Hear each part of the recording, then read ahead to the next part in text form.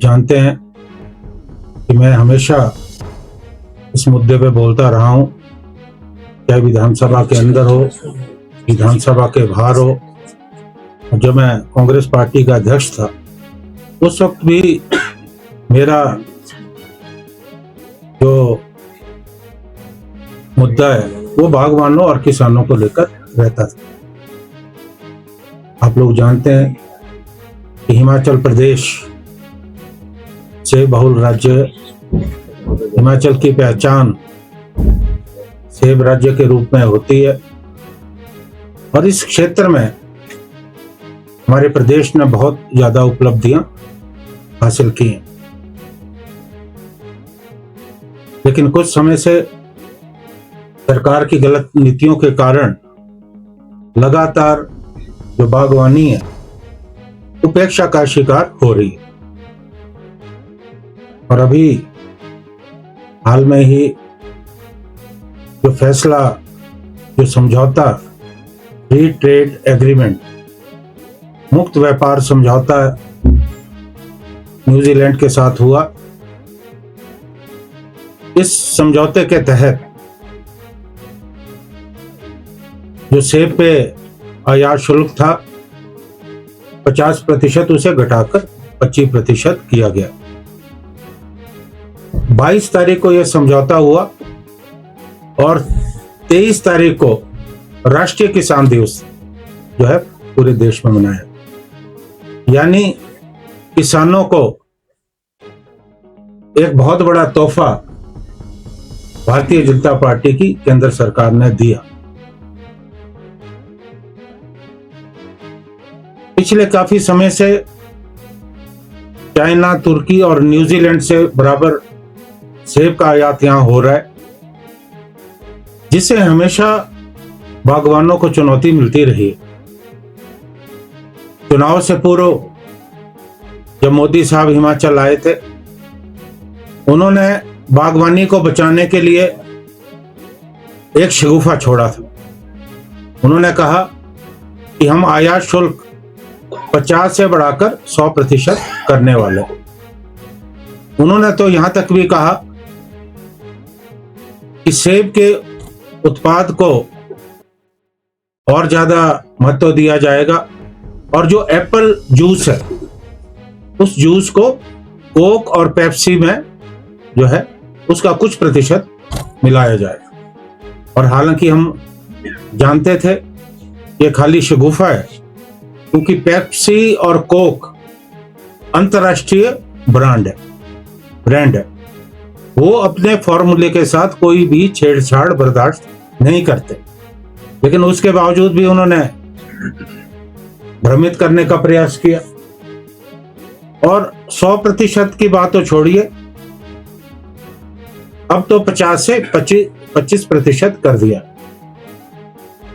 और अभी हमारी चिंता का जो विषय है वो अमेरिका को लेकर है कि जिस तरह से ट्रंप ने, जो वहां के राष्ट्रपति है, उन्होंने जो है एक टैरिफ वॉर, पूरे दुनिया में उन्होंने टैरिफ वॉर शुरू की और वो बराबर दबाव भारतवर्ष पे बना रहे हैं। इस टैरिफ को जो 50% है कम किया जाए।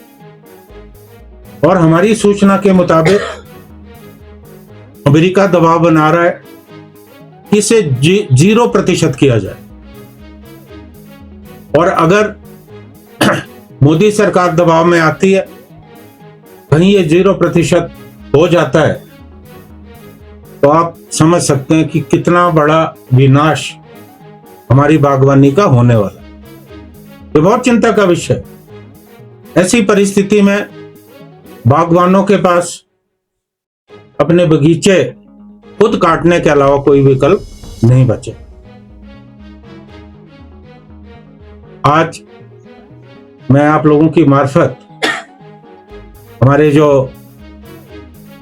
हिमाचल से सांसद है, 7 सांसद है, यहां से 4 लोकसभा के, 3 राज्यसभा के, और जेपी नड्डा जी भी हिमाचल के, हालांकि वो राजस्थान से राज्यसभा में आए हैं।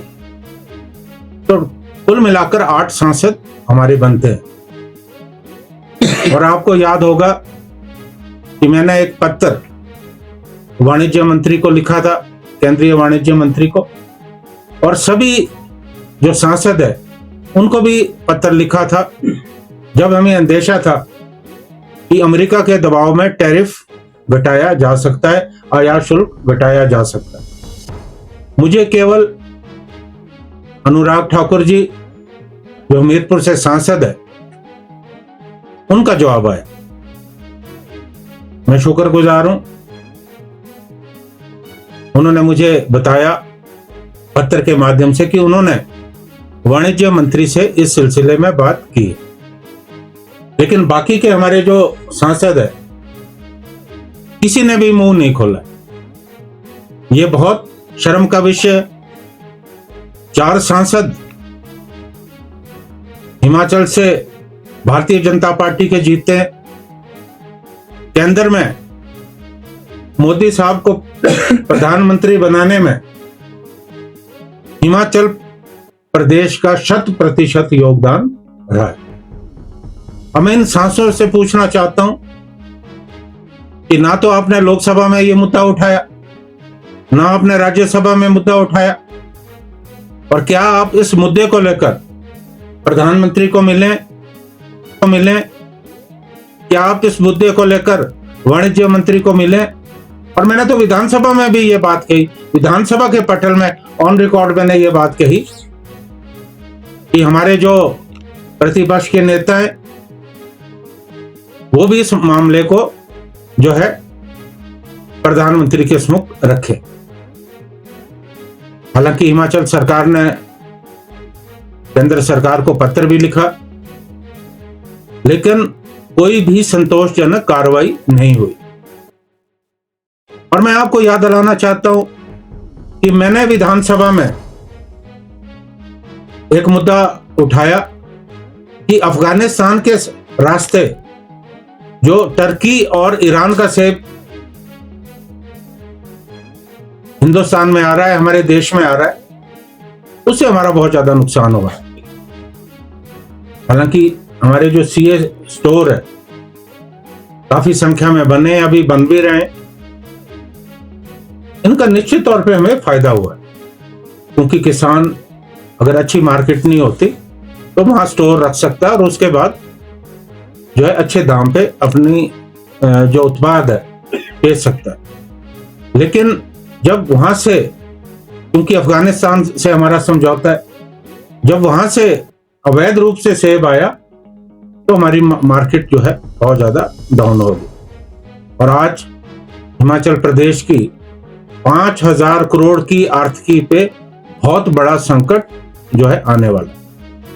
पहला तो हमारी ये मांग है कि जो प्रधानमंत्री ने वायदा किया था हिमाचल की जनता से उसे निभाए, और 25% की जो कमी आयात शुल्क में की गई है इसे तुरंत बढ़ाए, और अमेरिका के दबाव में कोई भी ऐसा समझौता ना हो।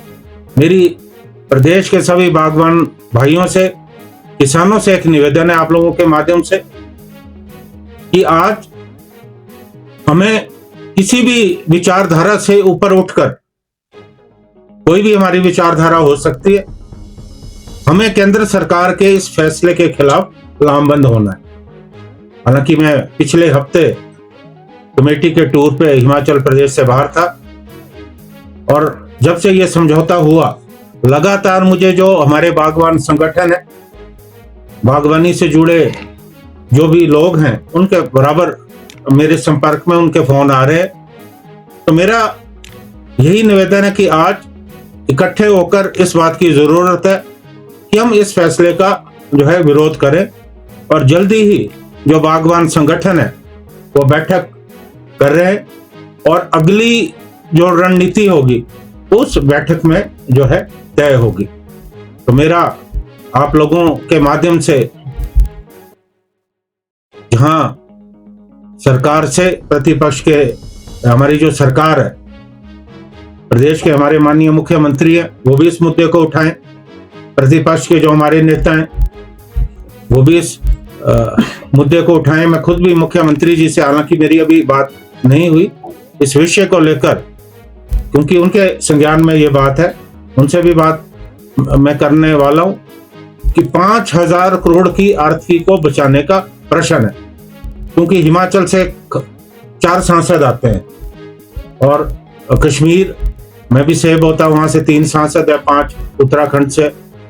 तो कुल मिलाकर अभी कोई राजनीतिक दबाव केंद्र सरकार पे नहीं, लेकिन क्योंकि यहां से जो समर्थन है वो प्रधानमंत्री जी को मिला है, तो उस समर्थन को नजरअंदाज ना करें और तुरंत प्रभाव से ये जो न्यूजीलैंड से समझौता हुआ है इसे रद्द करें और यूएसए के साथ, अमेरिका के साथ जो समझौता होने वाला है उस समझौते में राष्ट्रपति ट्रंप के दबाव में ना आए। और अगर हमारी आर्थिकी क्षीण होती है, ना केवल हिमाचल प्रदेश को बल्कि तमाम वो लोग जो इस व्यवसाय से जुड़े हैं उनको बहुत ज्यादा जो है नुकसान जो है होने वाला है। तो मैं एक बार फिर से आप लोगों से ये निवेदन करता हूं कि ये एक अहम मुद्दा है, इस मुद्दे को आप जो है आम जनता तक ले जाएंगे और हमारी जो आवाज है उस आवाज को और जनता तक पहुंचाने का आप पूरा प्रयास करें। धन्यवाद। इस विषय में अगर आपने कुछ पूछना हो, मोस्ट वेलकम।